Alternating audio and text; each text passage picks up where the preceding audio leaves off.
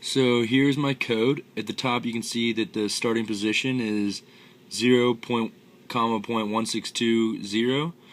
So that's the same as where it started in Tracker, and I have my G value, and I have the initialization of the potential gravitational energy, which is the mass of the ball times G times ball dot position in the Y direction, which comes out to just be height.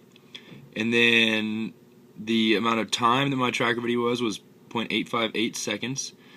So my while loop goes for that long. And then within the while loop I have that the gravitational force is equal to the G times the mass of the ball, which is actually the can. And then the normal force, that is the magnitude of the force of gravity times that number, which was the sine of theta that I figured out on the sheet outside of Python on my own. And then the F normal force in vector form is right there with the cosine and sine values that I found on the paper, the 0.2019 and 0.9794. And F net is F grav plus F normal. And then I updated the velocity and position.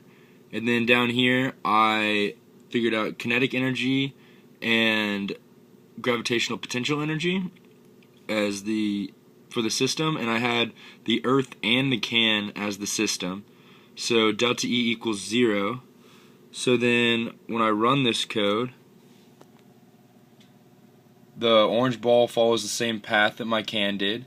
And then on this graph, the green is the gravitational potential energy and the red is the kinetic energy. So as the can rolls down the hill, the gravitational potential energy approaches 0, and that energy gets converted to kinetic energy. So as you can see, the difference between the red and the green is always the same. So then delta E is 0, staying consistent with the energy principle when the Earth and the can are both in the system.